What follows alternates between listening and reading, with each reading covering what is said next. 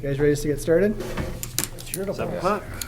All right, well, let's call the meeting to order. That was the first order of business, and the second order of business is the Pledge of Allegiance.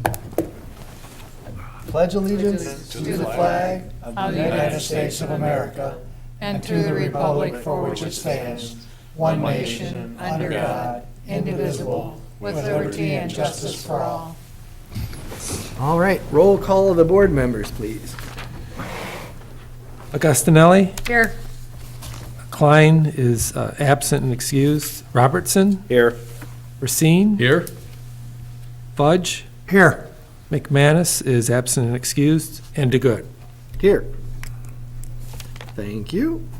And next, we have an opportunity for any public comment. If any public would like to stand up and make any comment regarding anything on our agenda, you may or may not be aware there's also another opportunity for public comment at the end of the agenda this evening. So feel free to make public comment at any time. Seeing no one who's interested in public comment, we'll move on to a review and approval of the agenda and any statements of conflicts of interest. Move we approve the agenda. Support. We have a motion and support to approve the agenda. All those in favor? Aye. Any opposed? Same. All right, we've approved the agenda. We'll move on to review and approval of the minutes from our April 10th, 2024 meeting.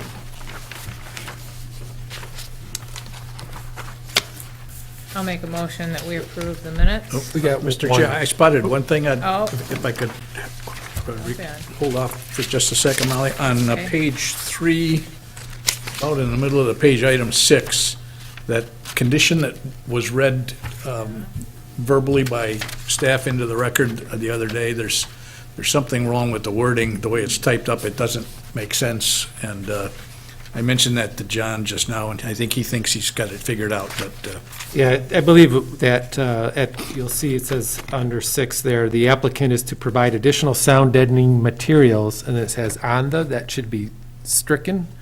And it should say the applicant is to provide additional sound deadening materials for the windows on the south-facing units, subject to building department review. So we just got a couple extra words in that location. All right, thank you. Any other comments or revisions? So I will make my motion for the amended minutes. Thank you, Molly. Do we have a second? support. Thank you, Joe. All those in favor? Aye. Any opposed? Same. All right. Thank you, everybody. That gets us through the minutes. And we'll move on to correspondence. John, Steve, do we have any We correspondence? have no correspondence. No correspondence. Wow. All right. From there, we'll go on to reports from township board members. Okay, rezoning for Culver Meadows was approved. The board also voted to concur with the Brownfield redevelopment plan for the Gauthier property. And we have, the supervisor, treasurer, and clerk are running unopposed, and we have, for 4 trustee spots, we have 7 people running. So it's going to be an interesting election. Molly, I heard you mentioning some of the other, myself included, planning commission members. Could you share with us just kind of a summary of what the new responsibilities of The the supervisor will be? is going to be, mainly they're going to be running the board. You know, they're going to set the agendas for the board. They're going to run the board meetings. But they'll also be the face, think about it like a mayor. Mhm. They'll be the face in the community of the township. Well, I'm glad we have someone as pretty running for that There office you as go. the person who's stepping down. I'm sure that's why he decided to run. Oh, boys are getting deep. All right. Planning commissioners, any report from the zoning board of appeals? Yes, sir. We had a meeting last week, and we had a request for a zoning variance to reduce the front yard setback from 30 feet to 16 for 5091 Cass Court off of Silver Lake Road on the east side, and it was approved. Okay. I would make the report from the Parks and Recreation Commission, but we haven't had a meeting this month. Joint Planning Commission. We did meet last week. The Joint Planning Commission meets quarterly as required. There really was nothing new to be talking about, but the meeting went on as planned, and we got an update from staff about the status of things. The Brownfield group is still studying the septic, or not septic, the sewer system and the water system. Also a water tank potential pressure issue that they're going to maybe add to the mix of what they're going to study. So nothing really new yet. They're still working at all those things. Okay. Any movement on there or word on that, the new building? Which new building?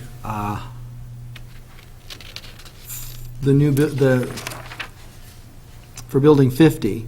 The Oh, entrance. Yeah. the new potential main. It's still a dream and a wish, but no concrete plans, and we may or may not live long enough to see that happen. Let's hope we do. Let's hope we do. All right, I guess we'll move on from there to staff reports.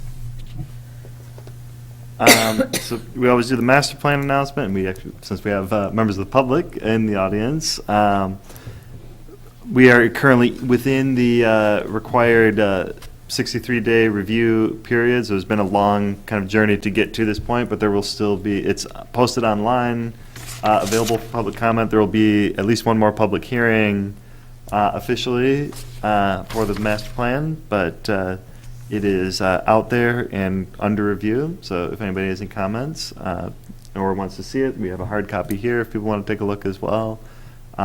Just let us know. And we're excited to kind of get closer to adoption here in the very near future, and we'll be talking about potential implementation things tonight. Great, thanks, Steve. And then the other thing we put on was, we don't have to do a very detailed, but we did go to the National Planning Conference for some professional training in Minneapolis, Minnesota. There's a good Michigan representation there as well. It's always good to see that, like, issues that we're working on, there's people all around the country working on some of the same things, and kind of hear strategies that they were using. Everyone's dealing with housing. There were some sessions on, like, connecting parks with housing, so they had their strategies for doing that, and we compared that to, like, what we're doing. There was one on e-bikes, which was kind of unique, but overall, I thought there was some good professional development. So, John, I don't know, would you? Yeah, there was a lot on housing, almost too much, quite honestly. But Yeah. the interesting thing, and I don't expect to see it here in Michigan, but in some of the other states, Colorado, Montana, et cetera, where the state legislature is actually dictating terms related to housing, where they are, particularly in the areas that might be higher growth areas, higher density areas, working through the legislative process to reduce or potentially eliminate single-family zoning or other types of exclusionary zoning in their housing. Again, I don't see that happening in the Michigan legislature, but this is where some of the other states are at. So it's certainly something that for us just to be aware of, what other states are going through at that time. Some of the other takeaways, though, that we've got, I think, are some things that we can look at in how we implement our master plan, particularly when we look at our mixed-use areas in terms of looking at how we might better identify those areas. We have some basic design principles in there. We might elaborate on some of those a little bit more.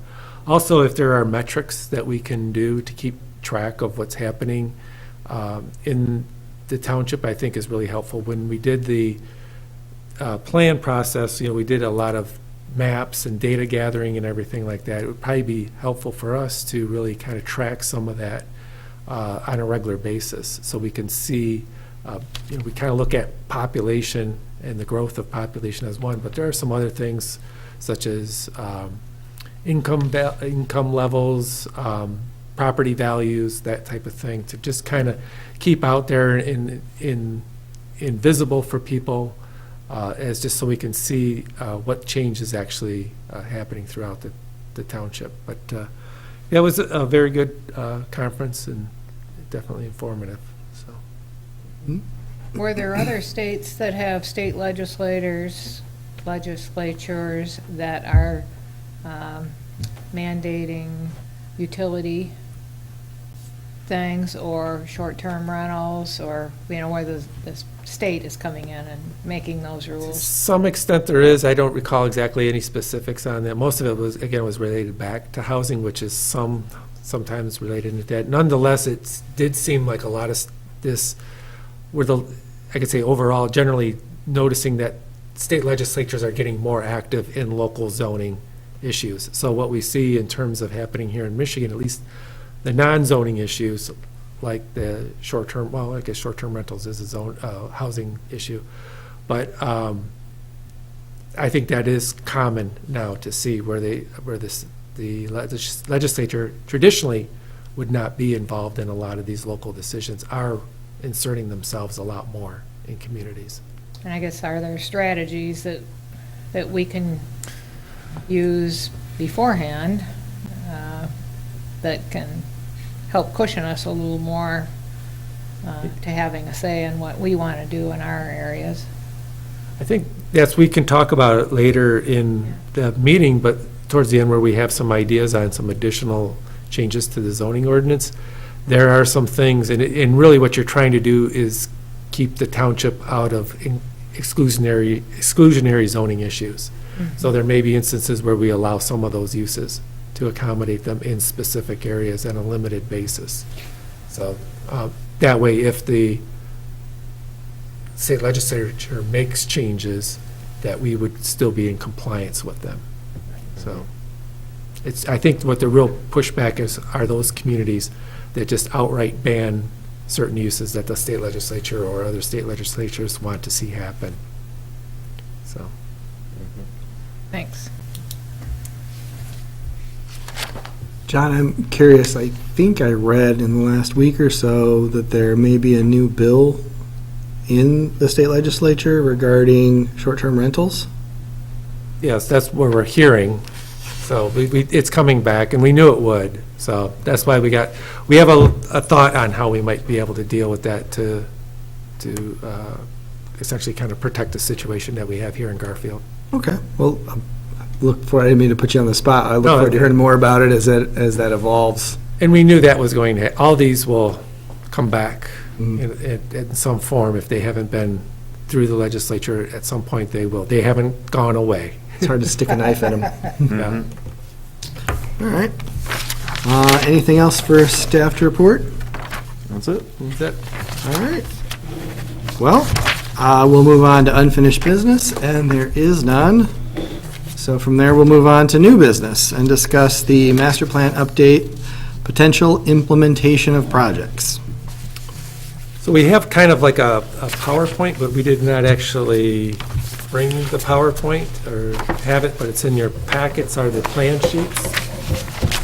And what we're just trying to achieve this evening is to talk about some ideas that we have to help implement the master plan.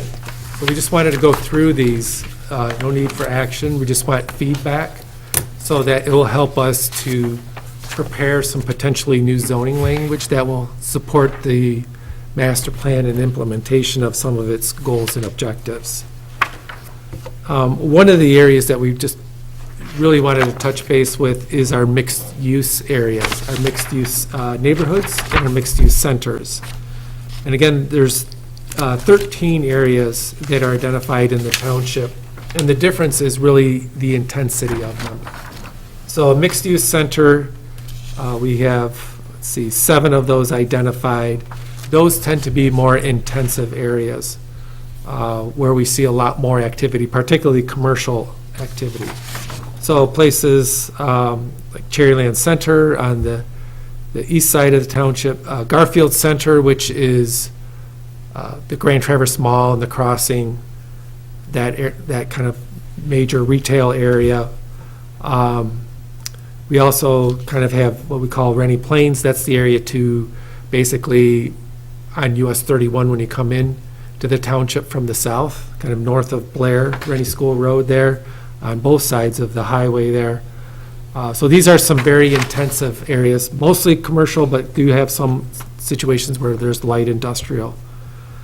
The mixed-use neighborhood is something of a much less intense. Those tend to be smaller geographic areas. Kind of the classic one we always talk about is Green Hill, which is the intersection of Zimmerman and Silver Lake Roads, where you have some retail services and so forth that are available there. So in order to, we've identified these areas as mixed use, creating opportunities to have some flexibility. But in doing so, we still need to get to maybe look at our ordinance, because while we do have a set number of zoning districts, there may need to be some tweaking to those, or maybe even the creation of some new districts that better suit these areas in terms of the flexibility that we want to see. The important part in creating these new districts is ensuring that they have important development standards and principles embedded in them. Because those will be the things when developments are reviewed by the Planning Commission, or if it's administrative staff review, we'll be relying on to support the different goals and objectives that are in the master plan. So we'll want to relay those some into the ordinance. And what I'd like to do is just kind of go through these areas that we have that we're taking a look at, and we want to, again, want to get your feedback on what you think. One of the ones that we've talked about for a while is our CP zoning district. That's our traditional planned shopping center, which was really designed for Grand Traverse Mall, Cherryland Center, particularly when there were, Grand Traverse Mall is still your traditional mall in terms of there's a primary ownership, but then there are some secondary ownerships such as the Target property or the Macy's. Cherryland is a completely different animal. It's got a lot of different ownerships now. It's not a traditional mall in the essence that there's a primary property owner. The other CP planned shopping center district was the Meyer site, which really is kind of overkill, so to speak. The planned shopping center anticipates a lot of mix of uses. On the Meyer site is a planned unit development, and to us, that is really what's governing that site, even though the underlying zoning is planned shopping center. So we really see at some point maybe that Meyer PUD, which will continue to govern that site, the underlying zoning probably could be changed to just a general commercial or commercial highway along that corridor. But the planned shopping center, we could see at some point transforming into a more robust mixed-use center district that we could apply. And that would potentially expand in the case of the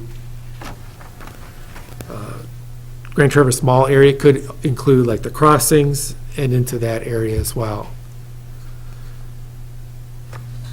What we would suggest is what the planned shopping center, the CP district, would stay intact as is for the time being. And what we would do is we would draft, and we've started drafting some model or some language that would create this new mixed-use center district that we would run by the Planning Commission.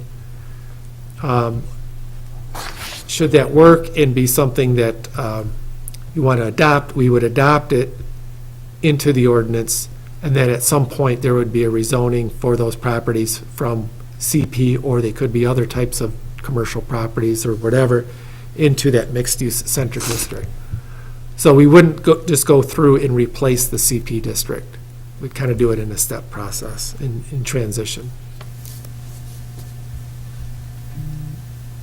One of the key things that we found, and this is critical to the redevelopment of Cherryland Center, because it's a kind of a delicate situation over there because there are so many different owners of so many different parcels.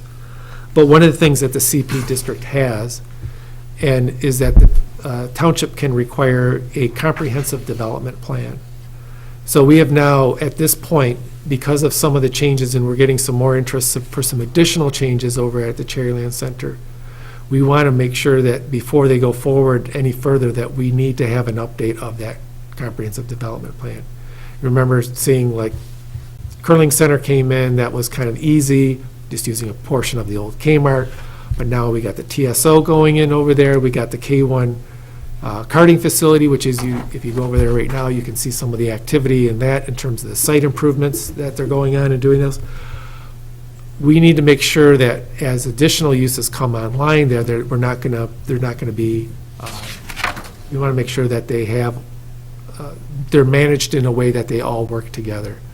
That there's the ability to probably take out some of the parking in there, but we want to make sure that there still is going to be sufficient parking. So that element in the CP district that we have, that requirement that the township can require that comprehensive development plan, is something that we would carry forward in a lot of these mixed-use districts.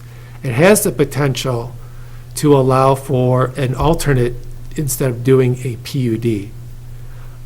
Particularly like in a commercial. I could imagine, for instance, even like let's say the Meyer site, where that's a PUD, you could have a lot of the design principles and so forth be embedded in the actual zoning district, and really more of a comprehensive development plan might be easier to work with. The PUDs are really challenging to manage, because it's essentially like they're all mini ordinances for those sites. So the mixed-use district has the potential to provide another option for development. That one is actually probably the one that we feel most comfortable with, makes straightforward, because the CP district already is a mixed-use district. It allows everything from housing to office to retail, entertainment, all those things. So it's really about transforming that a little bit more and tweaking it to enhance it. Any questions on that? Thoughts? Yeah, just a question on, so at the point we're at with the Cherryland Mall, we now have new owners. We have other parcels that are gonna have different owners. Those people that own now, we did not require them to have a master plan for the whole thing before, because nobody knew what was gonna happen there. Mhm. How do we go back and, so the next guy comes in and picks up another 5,000 square feet or whatever, and say, well, for you have to get all your neighbors to agree to a new plan, or how is that something that we So need to do, or how do we need to? It's an interesting situation, because there are three primary owners, at least that we see. The one that's the Curling Center, it's Dr. Walls, who owns the Sears, and then it's Kumar, who owns the remainder, the former Yonkers, the Big Lots. Actually, it's only the Curling Center and that Kumar has actual access to South Airport and Garfield. So those remaining other outlots rely on an easement agreement with them. It's outdated easement agreement, it goes back to like 1983. There's a lot of things that really need to change in that. So we've kind of viewed those three parties as the main primary owners in that situation out there. The outlots essentially are dependent on them to provide, because as you know, as we've gone through there's been no new curb cuts, but there's been a lot of redevelopment. So those three primary property owners have been trying to work with them to develop this comprehensive development plan. In essence, it's maybe about 2/3 there, with the Curling Center used Gosling Zubek as their engineer, Dr. Walls for the K1 used Gosling Zubek for their engineer. So they've done the site planning. If we can just get Kumar to do that last piece, and then from that should be able to assemble the comprehensive development plan. There are key components, though, that we've asked for them to be addressed. Shared access, parking, managing lighting. We want to make sure that there are specific routes that are maintained through there, so there's access. Stormwater system, including stormwater maintenance of that system. there are other things that they can add in there too, for instance, snow plowing and that type of thing. But those will have to be part of that comprehensive site plan for that. So I think they've all been responsive to that. I've also let them know that there is no freestanding signage out there. There's the last ring, there's the one on the old Cherryland Center sign on Garfield's been long gone, but there's still the old one that's sitting there on South Airport as kind of a carrot. They could put new signage up, similar to like the Grand Traverse Mall, where you have a 100-square-foot sign on the street, but it has different tenants are listed on there. So that's intended for them so that they, particularly for their more interior businesses, will have some visibility on the main roads. So I think going through this, I think we're moving in that direction. The ordinance is really clear that we can require that. That's like one of the main development principles right in the CP district is the township may require a comprehensive development plan. So to us, that becomes that new critical baseline for everything there. And any changes to that will be some amendments that we'll have to work through. It's the plan tied to they need to update their easement agreement, which sorely needs to be updated, and they recognize that. For instance, in that agreement, which was done in 1983, says that there can only be retail uses there. Well, there's more than just retail down there right now, and will be other non-retail uses to begin with. So it just needs to be updated. So I think those two components is something that we'll work with them to manage. Eventually, we could see some condominiums come into there in terms of subdividing of that land. New uses will come in there. Before any of that happens, we want to ensure that this baseline plan is put in place, and I think we'll get there. It's just kind of a matter of herding the cats right now. Can we stipulate that if any more is sold, if Kumar decides to sell Yonkers building, that before that sale can take place? I mean, do we have that I believe we ability, or- do, and that's where we've right now have, there's a proposal for a portion of the former Yonkers building that we have said we didn't want, it would require planning commission to review it because it's a new use. It's going to be extending into the parking lot, into the rear. And we've said we're not going to accept an application for consideration by the planning commission until we get that comprehensive development plan. So we're going to hold the line on that. I think at this point, we've flexed with them a little bit to allow for some new investment in there to get going, and I think they're going good. But at this point, we need to have that, or otherwise it could become problematic in there. So, but that's the good part of the CP district, and we want to build on that to ensure that we have the tools in place in these particular situations where we are going to have multiple owners in there going forward. Thanks. Is that our only quote-unquote hotspot right now? Well, I think what we are looking at too is the Grand Traverse Mall, which is still very active, but we do know, we're always, every so often you hear, anxiously these, some lists that come out, like more recently, we know that there are a certain number of Macy's stores that are going to be closed nationwide. We don't know that list yet, it hasn't been disclosed by them, but we wonder, okay, what would happen if Macy's were to close there at the mall? Now, that's a separate parcel owned by Macy's, not owned by the mall owner. So this is where we want to make sure that we have this district kind of maybe a little bit updated so that it will allow for the reuse and repurpose of that store. And to allow them some flexibility in design. We just want to make sure that it's done in a proper way. Thank you.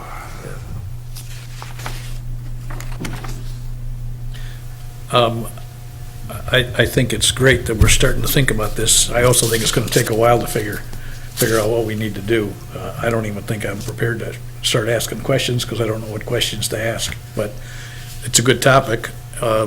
And it stands to reason. Some of these districts have been around for 30 or 40 years, but what's on the ground doesn't resemble what was planned or what was put on the ground 30 or 40 years ago. So it's logical that we ought to be tweaking it. I just don't know how to intelligently suggest we go about doing that yet. But hopefully this will be a recurring study session sort of topic for us for a while. Yep. And as we get into it more and more, we'll chip away at it. But it stands to reason. It makes sense to do some modifications. Yeah, we've been doing research on this already, and I think what we'll probably, until you actually see some of the things, we're working off the CP district as it currently stands.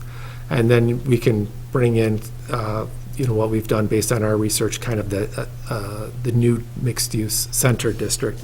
And then you can kind of see the differences. It's pretty comparable, quite honestly, in its structure. Some of the things might be a little bit more added into it, particularly some of more of the development and design principles that we want to ensure. Do you anticipate that the new master plan for Cherryland Center would occur before or after we revise the mixed-use center zoning?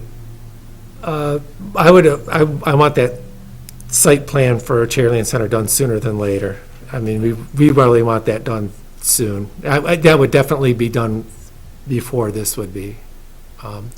There are some issues to that CP district, though, that are creating some constraints to some of the proposals for that, so we may be visiting that earlier, but definitely I want that site plan in soon. It occurs to me, actually, with this exchange, that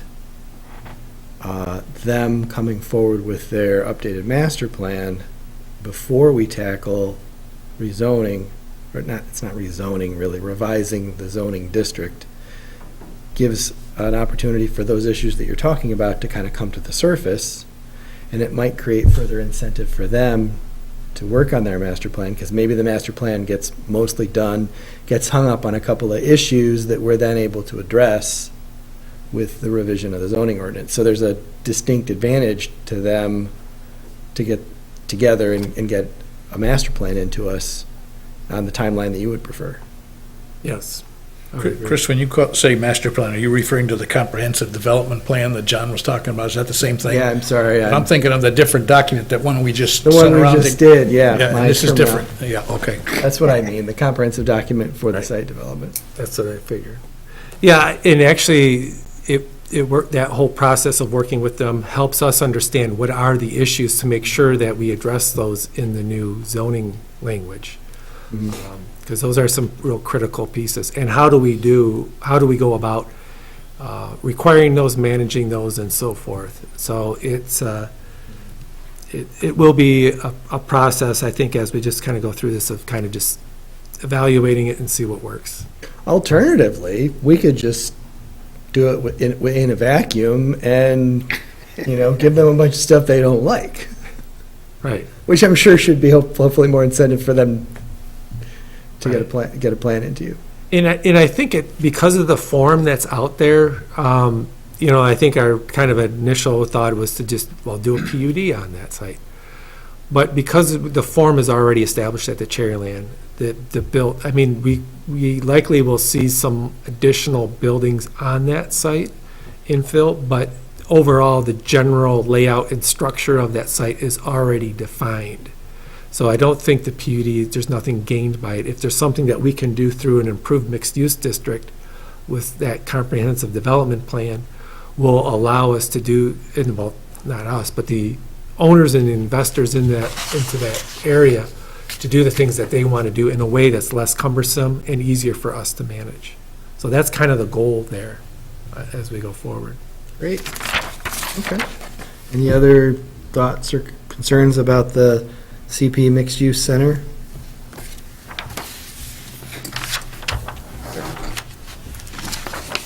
These next couple ones are ones we've just really, at this point, are only just kind of just having some conversations internally in the planning department.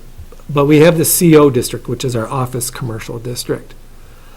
And That is in 4 of those 13 mixed-use areas. So we have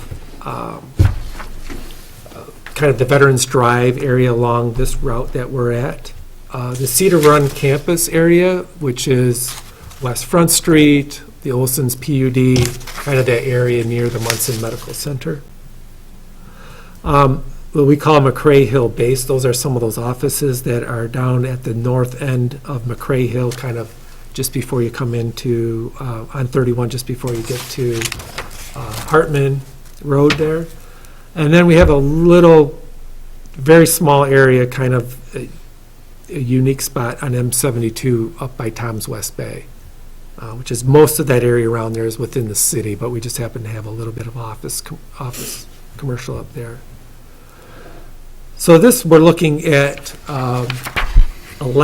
these are less intensive areas. We're trying to think of how these areas might be better managed or allowed for some mixes, whether it's offices, a multifamily, or potentially in some cases, depending on where they're at, maybe some low-volume retail. When we look, for instance, at this Veterans Drive corridor, we already have a mix of offices. We have some multifamily. We have single-family. There are some not really retail commercial uses, but some kind of commercial uses. It's pretty low intensive for the most part. We see that this could be a mixed-use neighborhood or corridor type of a district that could be applied, that could, with some design principles, again, that would govern and give some flexibility on how it's applied. Because we do see this area as being one where a lot of these uses actually kind of work fairly well. You have the office spaces, which are active during the day, the weekday, Monday through Friday, but they're pretty quiet in terms of in the evenings or on the weekends. And then you have the multifamily, which is kind of the opposite, where those are quiet mostly during the day to some extent, and people are in the evenings and weekends. So there's some compatibilities here, which are typical in a lot of these types of areas. So we're thinking there is the potential, as opposed to having kind of different spots. We have a lot of different parcels along this corridor where we have some multifamily, we have some office commercial, we actually have a couple pieces that are local commercial, and trying maybe a way that these could be tied together. The Cedar Run campus area that I mentioned, that West Front Street, Olson PUD, that one's a little bit more complex. It's certainly an area with a lot of offices, clinic space, a lot of those providing support mainly because of their proximity to Munson Medical Center. Some of those are actually owned by Munson. We see that area as having potential, as well as maybe why they would still be a strong office, medical, clinic area, may have the potential to offer some level of multifamily. We want to make sure that it's done in a way that's supportive of some of the employers in that area. We don't want it to be overrun, though. I think it's important that we do know that for the operation of Munson Medical Center, which you continue to see expanding, is going to be there for the foreseeable future, and we want to make sure that there is space to allow for uses to support that operation. But at the same time, we've had requests from some people looking at, is there a possibility to incorporate some level of multifamily in there? So that's a little bit different than, let's say, the corridor here on Veterans Drive. But we're just kind of trying to see if there's a balance that can create some flexibility and still kind of maintain the character of these particular areas.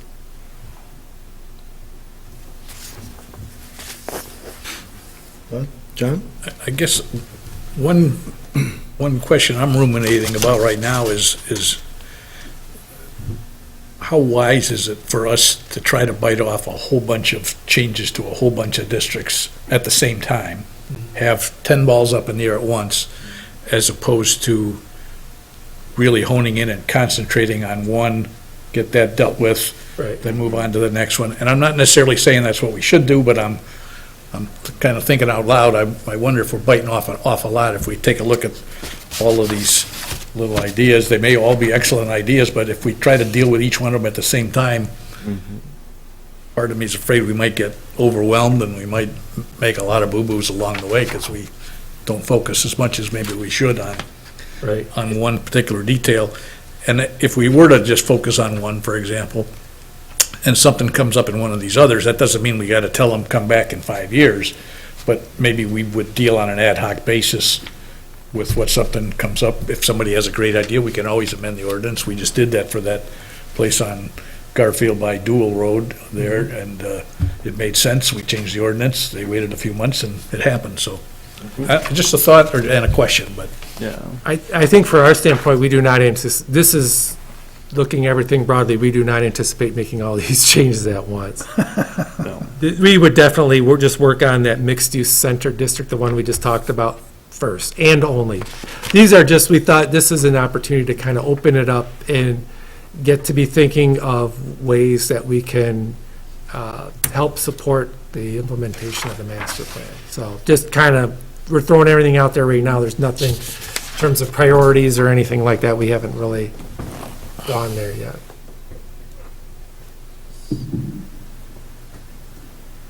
So there's also the CL district and then some other mixed use. Yeah, the CL district is our local commercial district. This is, these are typically low-volume retail areas, restaurant uses. In some cases, we thought there may be the ability to allow some residential uses in there if need be. We do have actually in the ordinance currently where we do allow limited, I think it's in Article 6, where it allows limited residential uses in our commercial districts so long as they're not on the first floor. So if it's residential above retail, for instance, or potentially in the rear, it's allowed, but we're just trying to see that maybe this CL zoning might need to be tweaked. Right now, it's fine the way it is, but it might allow us some added flexibility. There's other areas that we've looked at too, the other mixed-use, future land use map designations that really probably wouldn't need to have any zoning changes or anything. We have two different areas. One area is Barlow Park, so that's where we have kind of Barlow and Park and Premier north of South Airport. There's some industrial back in there. That is an area that we're just kind of seeing how that develops. We thought that area could lend itself for a variety of mixed uses in there. It's primarily light industrial in terms of the uses, but there are some industrial uses in there. And we're just kind of seeing how that develops, and maybe there's some ways to flexibility. The one thing the project that we thought was really a lot more difficult than it really needed to be was the one that was on the corner of Boone and Woodmere, where the gentleman came in with the store there for the photography studio, and it's zoned industrial and, right, correct? Yeah, it's IG currently. IG, and Yeah. really, that probably is not the appropriate, that building, that form is probably not conducive for that. So how do we adjust that so we don't run into situations like that where it kind of is more adaptive to that form? That form is all over the board there when you look at that particular area of the township. It's everything. So we're not really sure what to do with it. The other area is that area on 31 north of Rennie School. On both sides, we got mostly some commercial on the west side. On the east side, there's some commercial along the frontage, but then a lot of light industrial and heavy industrial to the back. Is there anything that we need to do there? As another area, we're just kind of studying to see how it develops. There's the other ones that are actually all PUDs. Brookside Commons, Copper Ridge, Ashland Park are all PUDs, so really they're kind of all set there. The one area we've been getting a lot of interest on, and I think probably with the completion of the Boardman Lake Loop Trail, is Logan's Landing. I everybody that we've talked to is like, well, that something should happen there. It's a little complicated. First of all, there's Logan's Landing is, when I say that, is that part of kind of the older mixed-use buildings there on the north side of South Airport. On the east side is one owner. It's a small parcel, maybe an acre and a half with the building and parking lot, and the rest of that is owned by county and Medalli Park. And then there's another, and a lot of that's in floodplain with the exception of the actual building footprint. Then on the west side is another owner, separate and a little bit bigger, but not a lot of acreage there. You do have some other offices in that area that have easements that get through there to access that area. Those buildings are non-conforming. We have a 75-foot setback requirement in our ordinance currently. So quite honestly, if you were to, let's say, rebuild on those sites, put in new, the buildable area would be significantly limited based on that setback requirement. We thought that maybe there could be, if there was both of those properties coming in at once, that there would be the ability to apply plan unit development to, so long as there's one complete development plan. PUD would give you some flexibility to maybe some of those dimensional requirements. I think there still needs to be some type of buffer along the river there for protection of water quality and so forth. But maybe it could be flexed there, so it's still improved, but maybe not to the extent that the zoning ordinance requires. That's just one thought that we've been kind of pitching out there to potential people that have been looking at the properties. So at the same time, sometimes we think, well, maybe that should just be parkland through there. It's challenging, to say the least. And I think if there were to be some type of, let's say, a PUD in there, you could create something that has flexibility in design and be something that could be really of high quality and benefit to the township and the greater community. Certainly, it provides kind of a southern trailhead for the Boardman Lake Loop, could provide some businesses and amenities in there for users of that.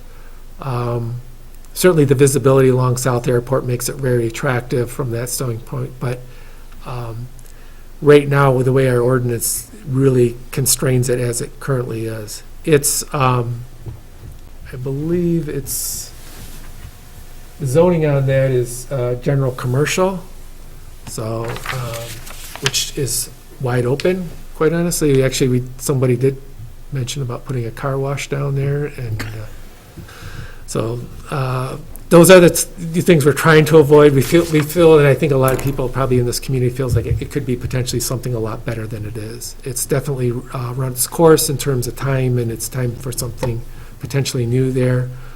We just want to make sure that whatever happens there is done in a cohesive manner. We wouldn't allow for a PUD designation on just PUD designation on one side. We want the whole thing.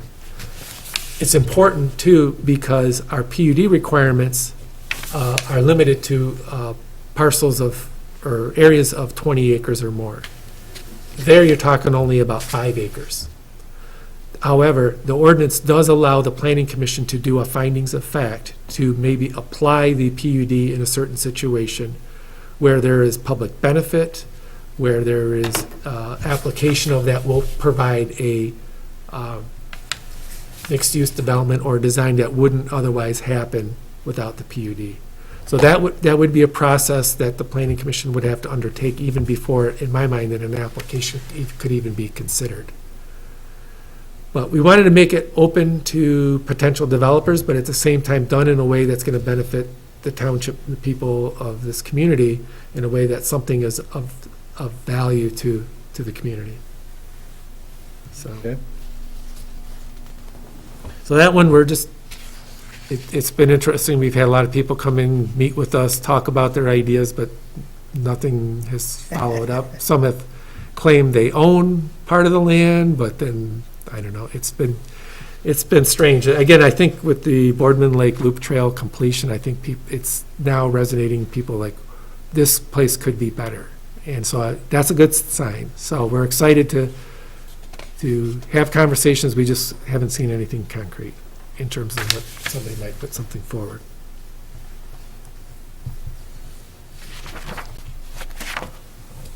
The R3 district, so getting into the R3 district is our multifamily housing development district.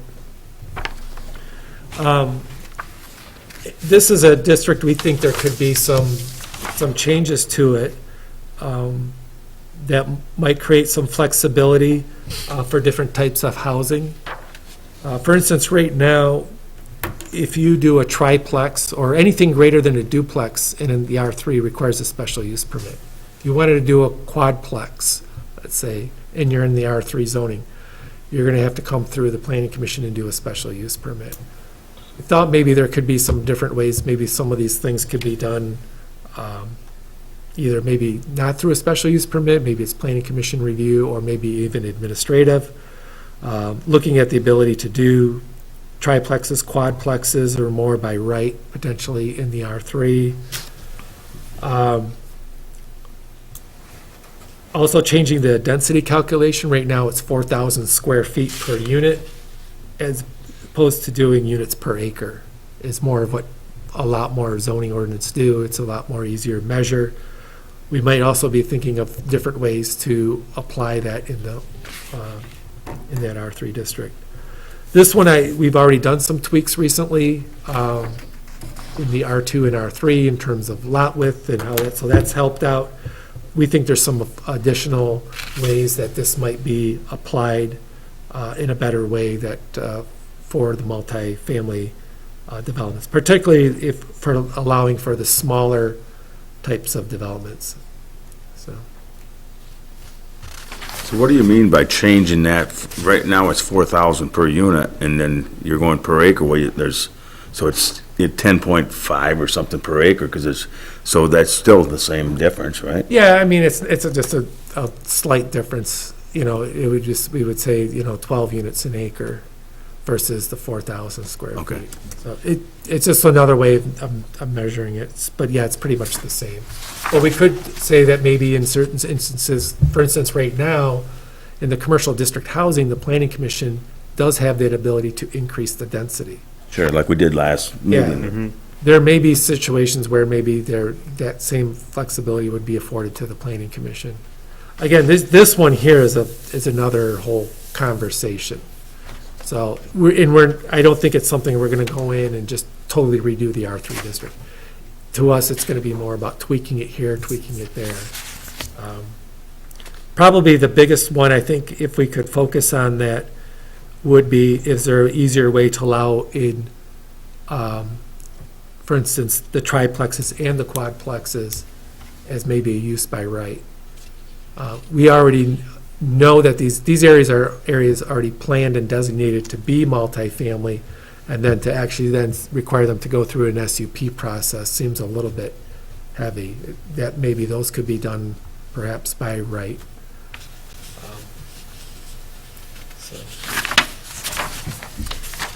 The last one area is the IG and IL district. So those are our two industrial districts. The IG tends to be is our industrial general. That's our kind of our light industrial. And then the IL is a heavier limited industrial. So that's our really places like Elmer's and so forth that are really heavy industrial.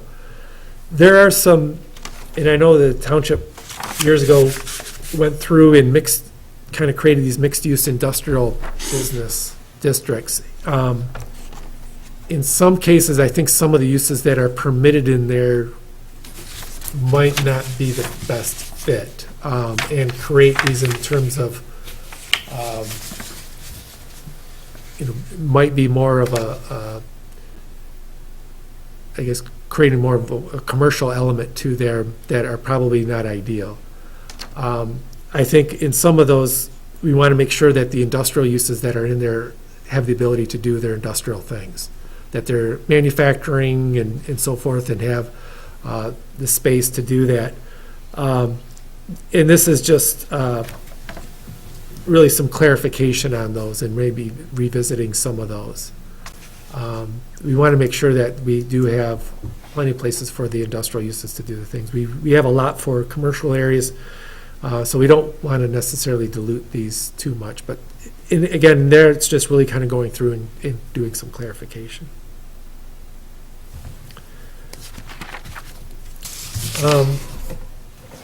That's all we have in terms of master plan implementation. We do have a page here, miscellaneous zoning updates, and as you know, every year, we've kind of go through a handful of tweaks to the zoning ordinance, which we'll be doing forever, because that's just the nature of zoning. But there are some uses here we wanted to bring up that we thought would be really good for 2024. Lighting, as we mentioned earlier, had some conversation with the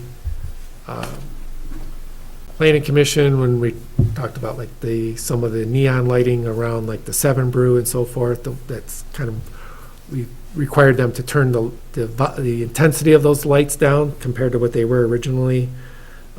Just ensuring that our lighting standards and lighting requirements, I think they're good. I think they could be tweaked a little bit better. We do require photometric plans for all of our sites, and most applicants are pretty responsive to that. Those are pretty easy to produce. We just want to make sure that we're getting that they're adhering to our standards, and our standards are clear. So that's one area that we thought would be good to update, improve. Drive-through businesses, we brought this up before and kind of just let it sit for a while. But two of the areas that we thought in the drive-through businesses that we thought maybe rewriting the whole thing would be good, but then we're like, it's a lot to take on, and maybe if we just point to what are the issues related to drive-through businesses. One of the things that we would like to address is the 60-foot setback requirement. This kind of ran into a bit of an issue when we did the Burger King at the corner of Garfield and South Airport. Kind of pushed that building up into the corner there because they had to meet the 60-foot setback both on South Airport and Garfield. And I just wonder sometimes if we could have had a better site design if we had some greater flexibility. I'm not sure we would have, but the way that is probably, in my mind, not the ideal. So it's been kind of impacting some of the design on some of these sites. In many cases, if you have a drive-through, what you typically want is the order boards and so forth to be at the rear of the building, so they're kind of out of sight, and then maybe a pickup window on either side, and so that you don't have it so much visible on the street side. Also, we want to make sure that there's ability to do some flow so that we can do proper stacking and that type of thing. We're not sure what the purpose of that 60-foot setback is. There would be the regular the regular setback requirement in that district. The 60-foot one only applies to drive-through businesses. The other thing we thought is, and we did this a little bit with Seven Brew over on 31, when we required a traffic impact analysis on it, and we were concerned about the safety of accessing that site, both coming in and going. We did have them do a little bit in terms of that actual drive-through design, not a lot, but basically the the driveway, and with the mutual gas station to the north to ensure that that was improved on. We thought maybe that there could be potentially a requirement where you could have a traffic impact analysis done by an engineer, but an engineer actually analyze the design of the drive-through itself in terms of, we have a 12-car stacking right now, but, when Chick-fil-A came in and, they put in 52-car stacking, understanding their business model and so forth, just to see the flow, maybe it can be a little bit better. Certainly, they have their engineers and they have their design. We just want to make sure that it's done in the context of what's around us and not strictly at the site. And that's where we get, with their engineers and applicants' engineers, they're focused on, here's our model that we typically do. We're trying to say, okay, that's fine, but how does it work with the surrounding businesses? How does it work with the roadway, et cetera? And maybe there can be some alternatives. We're thinking maybe that type of analysis might be something that we look at. So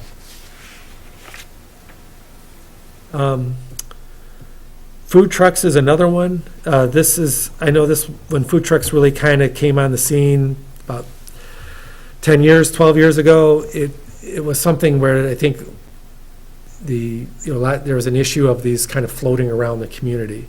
We've had some businesses contact us where they actually have their primary use, and they would like to have a food truck on the site,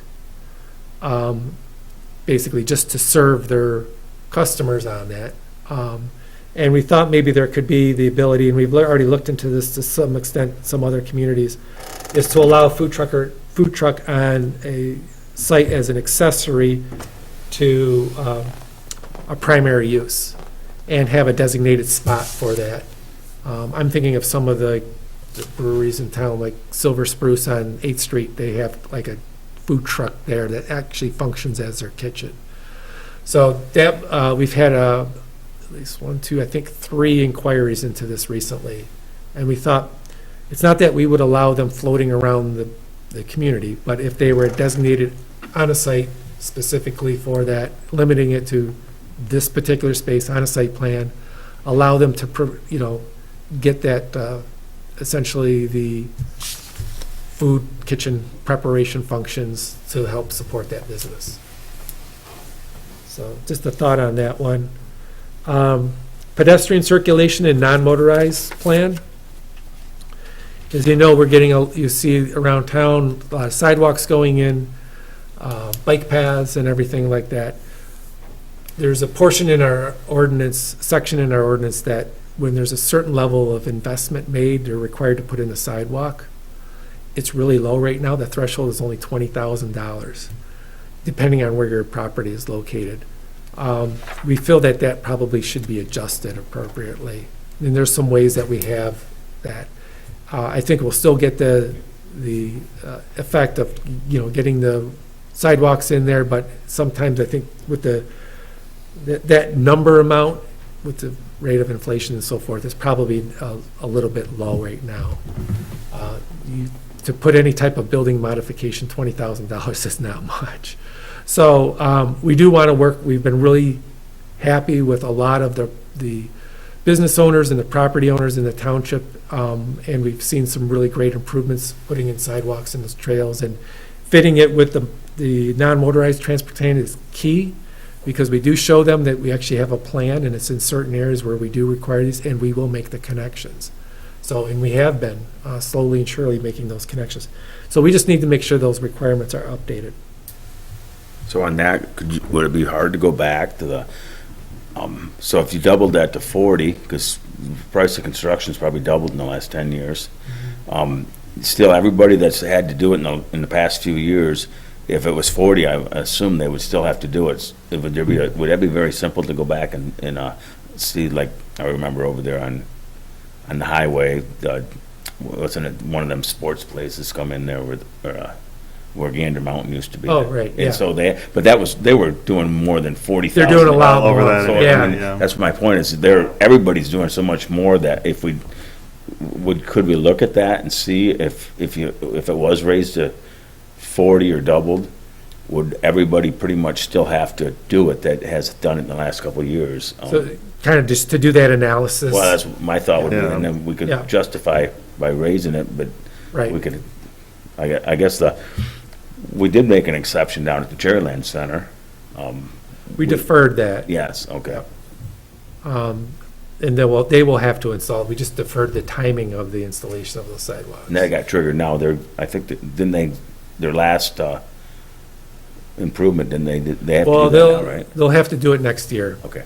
You gave them a 3-year deferral, they have to Is the do it other in one, 2025. And that one is actually, Chairland is going to be pretty much all sidewalked out here by next year. Because we got with the Sears going in, also at the corner there where the old family video is, they're going to have to be putting in sidewalk there, not only along South Airport, but then up Woodward as well. So, but yeah, we can do that analysis and to see. I think it's just, if somebody's is just doing some really minor amendments, we've been like, well, how do you justify, they're putting in, let's say, $25,000-$30,000 worth of improvements, and you're gonna require them to put $100,000 Right. worth of sidewalk. So we want to be very careful with that. It's not any type of a problem. The one other zoning issue I just wanted to bring up was the short-term rentals. And what we've been finding out and hearing from some of the attorneys around Michigan, the ones, municipal attorneys for a lot of the townships, hearing some of the legislative movements that are happening in Lansing, we know it's going to come back. What they're saying, you can't be exclusionary, so you have to provide it in at least one district. So we do allow residential in our commercial districts. There's the Article 6 allows it on a limited basis, but we also do it through the commercial district housing development, which you've just approved recently, or earlier this month with 3066 Garfield. So we thought in those commercial areas is to allow short-term rentals. So in our commercial, general commercial, and highway commercial, and planned shopping center. So those are really, I mean, we allow hotels, motels in those districts already. These kind of function in the same manner. So they're intended primarily to be commercial districts. This would prevent them from still being located in our residential neighborhoods, and would be in an area, and by doing so would at least allow them, and they would no longer be, exclusionary. We do actually have in the ordinance currently a definition, it's called vacation home rental. So that's even though it's not permitted anywhere in the ordinance, the definition is there, and it's basically anything rented less than 30 days. And it's defined as a commercial use of a residential dwelling unit. So if you had a residence in a commercial zone, then you could do that. Yeah. We'll take a look, I mean, this is just what we're thinking, we haven't delved into that and done the analysis, but that's what we're thinking. And with the goal of that, we are allowing them on a, certainly a limited basis, but are allowing them in some areas. So. Okay. And at least at first pass, we noted that commercial district housing developments are allowed in CG, CH, and CP, and hotels and motels are allowed in CG, CH, and CP. So if those are already kind of aligned in the first place, that seems to make some sense, but we want to take a look a little closer too. Anybody have thoughts? Chris, well, I think those are all good thoughts. One other, under the other zoning issues, I think we occasionally talk about it and laugh about it and haven't gotten around to doing it, but signs, I think we all know we got to do something about the sign ordinance. Yeah. When, I don't know, but it probably shouldn't get lost, whether it's a 2024 thing or not. I think on the signs ones, I'll be honest with you, we need legal review on that. Sure. That's doubt because about of, the federal rulings and so forth, and it's always a moving target, particularly since it has to be content neutral. It's a whole different mindset on how we do signs, and I think we would be smart to retain an attorney and go through that. I think we are vulnerable to that. We haven't had hasn't been contested, but I think it's definitely, we know it needs to be updated. Yeah, I've been a little nervous about it too. That's why if there's a way to squeeze this in with other things, and I totally agree with, we need some legal review to guide us on what is doable, what's not doable. Yeah. We figure out what we want to do for our township, but we need some legal guidance about what the possible range of options are. And that's a constant moving target. It will continuously evolve. There will probably be additional Supreme Court decisions and so forth that will have to be tuned to, but it certainly needs to be brought up to 2024 where we're at Yeah, right now. I think we're overdue for updating that. Would that be one that if you were to hire a legal consultant to perhaps not just have them review that, but also have them walk us through a process of revising that ordinance? So they take ownership and as a consultant, and you guys can focus on some of these other issues. I think on that one, yeah, I would prefer somebody particularly that, legal counsel that has experience and knowledge of sign ordinances. Is that something you would have budget for, or something you need to go to the trustees? Well, there and is ask? a budget amount in the, we can take a look at it, that there's, for legal expenses for the planning commission, and so we can take a look at that, and see. I agree with John. It's been sitting out there, and when you're bringing it up as something that, kind of seems like we ought to try and address it. And maybe since we're wrapping up master plan work, maybe we could move on to that next. Yeah, that would be a good one. I think we would feel comfortable working with legal, I mean, we wouldn't necessarily just kind of hand it off to them. Right. We would work with them because we're obviously are going to be the ones that have to manage that. Same with Mike Green, the zoning administrator, would be a part of this. He's the one that actually issues the permits and so forth. And, yeah, that would give us a lot of more comfort in dealing with those.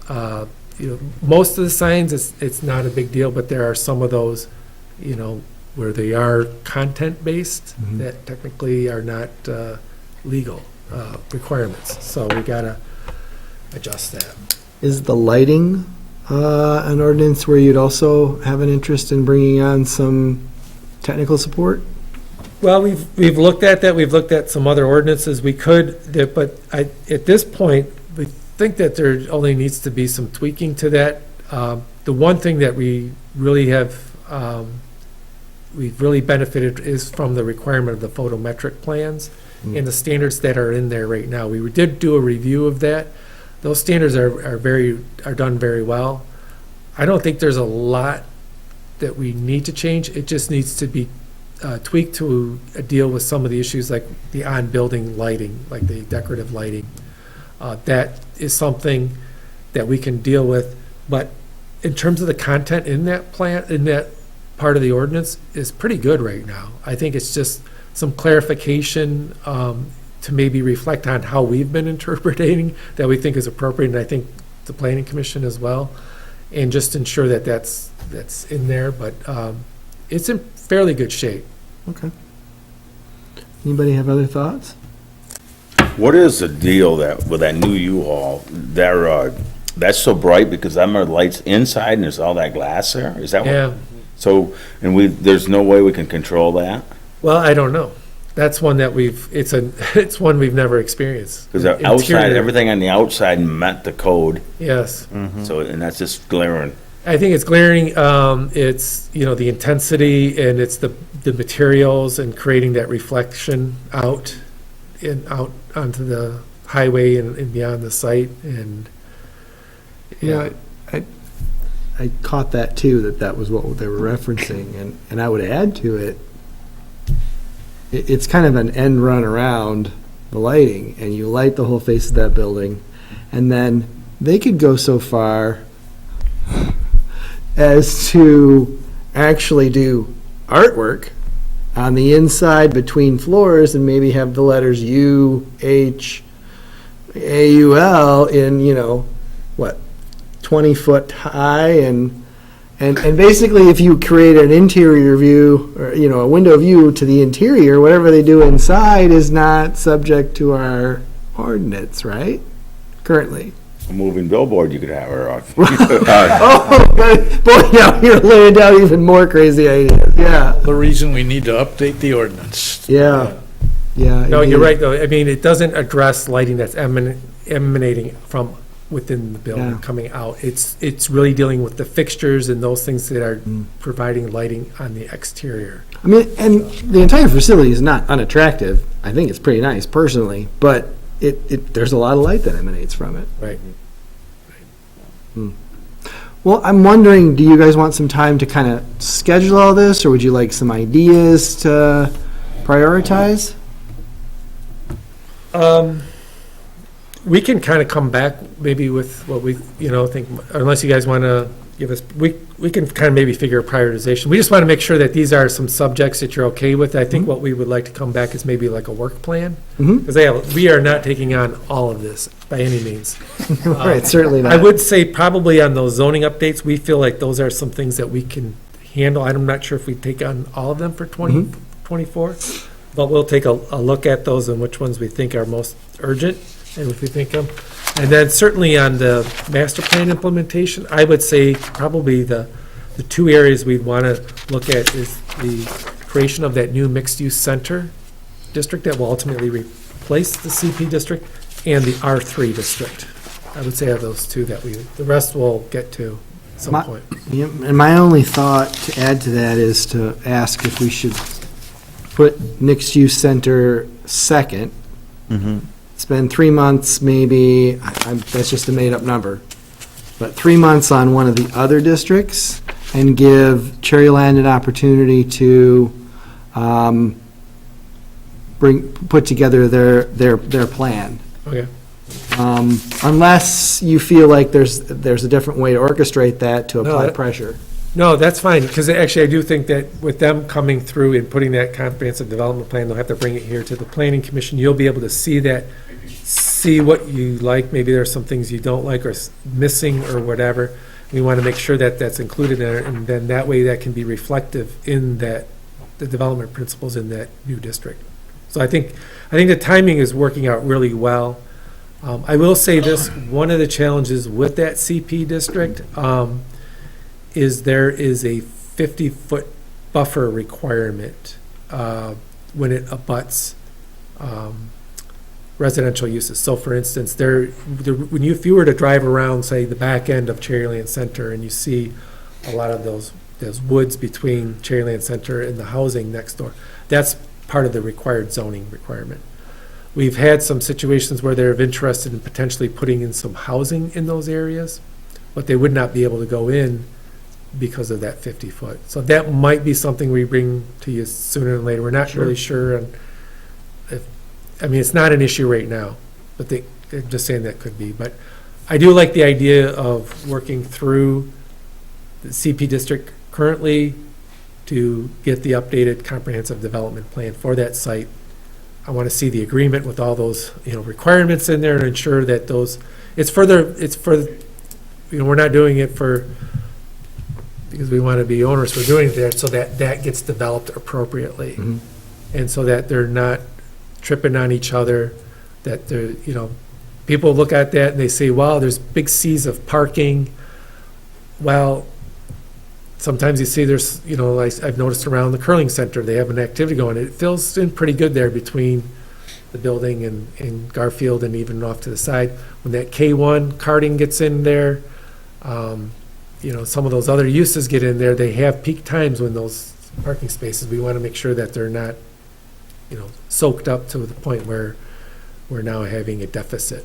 in terms of- I don't know how similar it necessarily is, but I just drove by the old Kmart in Acme yesterday, and it'd been a little while since I'd been through that way, and they've got apartments or condominiums going up around the perimeter of that in the same way that you're suggesting. So pretty soon, you're only going to be able to see the old Kmart and Tom's in between the gaps between these residential units. Right.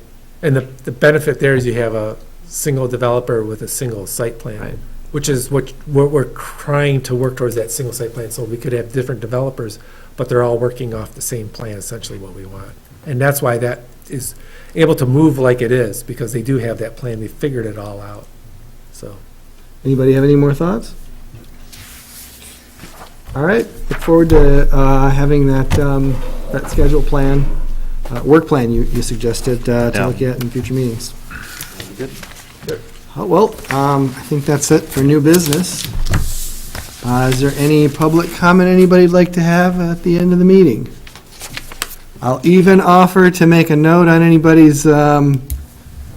wants to step up and make a public comment, I'll suggest to your teacher that you get extra credit. Step up to the mic.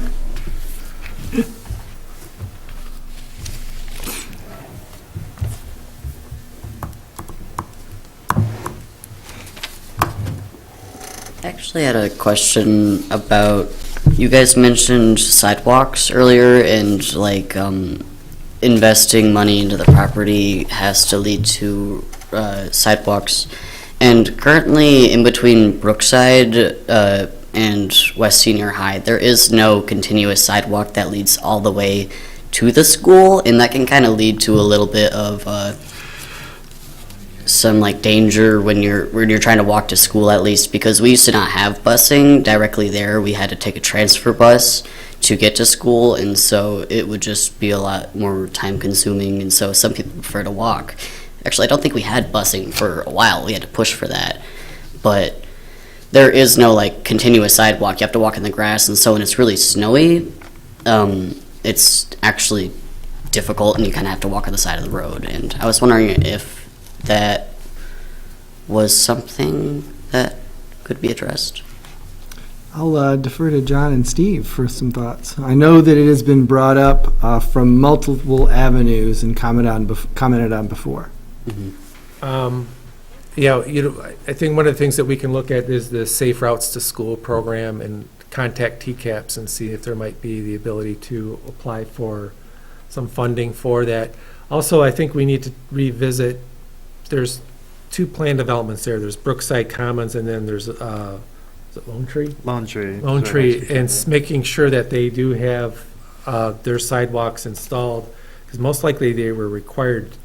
Sometimes when we've noticed recently, we've had to work on where developments were approved, and they were supposed to put sidewalks in, but they were never installed. So that's one of the things that we can look at. Thank So you. There's a couple routes we can do in terms of it, but we'll put it on our list. That'd be worth Yeah. looking into. Yeah, we'll look into it. Thank you for your comment. Any other public comment? All right, any other business? Just briefly, I'll mention, I forgot to mention this earlier, but right before this, there was a public input session for this regional non-motorized that the kind of the 10,000-foot view that Networks Northwest is working on. It was not particularly well attended, but they did leave some cards that link to like what the project is, and they encouraged us to distribute that. So if anyone wants them, they're here and available. Is that the same link that was on that handout that was given to us 2 weeks ago? Probably, Okay. yeah, it was a survey link, Yeah. but yeah, they left a stack, so if people want them, yeah, they are available. Thank you, Steve. Mhm. Well, John, what do you anticipate for our agenda in 2 weeks? It's going to be pretty light, quite honestly. I was just, we have potentially the Beta Housing Commission project, which you heard the good news. They closed on their MISTA loan, so they're moving forward on that. Interesting little challenge with the Housing Commission. So as you recall, on that site, on the west side is the gas main that was expanded recently, where there used to be a single gas main going up to the north, and then there was a second one put in there. Phase 1 of the Housing Commission project has a playground in it. MISTA requires that a playground be set back somewhere like around 736 feet or something like that from the gas main. Jeez. So what we're looking at, and I have not received it yet, but in talking with the developer, Smith Hensey, that's developing on behalf of the Housing Commission, is maybe deferring that installation of the playground, not part of Phase 1, but providing some type of surety, whether a line of credit or a bond or something like that. So it is installed at a later date. And not sure, though, if they do the future phases and they put those buildings eventually in, that would create a barrier between the gas main and the proposed location of the playground, if that would be sufficient or not. But that's kind of what we're looking for, is what they're proposing in terms of altering their phasing plan. That's considered a minor amendment. So I've requested that if they want to get that on the agenda for the May 8th, they would have to submit that by Monday. One other thing that they are looking at potentially too is maybe just constructing a wall along their eastern, their edge with that gas main easement. I don't know if that would suffice or not. So it's just one of those standards and core requirements that just came to as they were going through the closing process and all the due diligence that was being done by MISTA on the project and so forth, became apprised of it. So will they be working with MISTA to see what is acceptable, or? Yeah, it's a MISTA requirement. I think it was the distance, unless there was a physical barrier, like if they did the next building in that phase that's out there. So like if there's a building in the way, then you can have the playground there, so. Right. I thought maybe they could put in the interim, maybe put a berm up or something, and then once those buildings go in, you could balance out that berm. I don't know. We'll see what they have to present, and they'll have to, it'll require a minor amendment, which is one meeting with the planning commission. No public hearing is required, doesn't have to go to town board, but it's important just because we know that that's an amenity. We want to make sure it is done in a timely manner. My concern is that they get the phase one done, and then we're sitting there on some surety of some sort and waiting for that additional phases to get in, to, it could delay. I'd like to see that amenity in there sooner and later, so we'll see what they submit. So we have that, so. Molly? How's the timeline on the overall project now? They got some funding. Are they gonna start right away? Because Beta's. Yeah, they should be able to. I mean, we're, everything on the planning side, building side, I think they've had their plans in there. So even though they haven't been able to issue them any building permits, I believe they've already have at least received them. I'm not sure if building department has reviewed any of that, so. But we wanna see walls. Yes. Foundation is not good, because anybody can do the foundation. Right. We want to make sure that it's upright, that there's actually vertical, because then we know that there's a commitment at that time. I think we're pretty comfortable right now, knowing that we had the announcement of the closing, and so that's a good thing. But, yeah, we want that to, Get some sticks in there. exactly. Put 'em up. Do you have anything else for the May 8th? We have introduction we got an application in on a bed and breakfast on in the southeast corner of the township. So that just sent a completeness review and was starting to get some stuff back. So we were anticipating introducing that, and I will be covering that meeting. So, Yeah, I will not be here on the May 8th yeah, meeting. so, Okay. Well, look forward to seeing everybody there at that next meeting. Passing the baton back over to Joe. Thank you for chairing this meeting. For a little while. For now. Maybe, we'll see. He's got to get elected. No, he has. He has to vote for himself. Maybe nobody votes for him.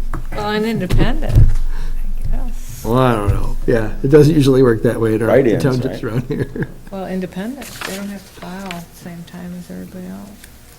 I'll make a motion, we adjourn. We're adjourned. Thanks, everyone. Something.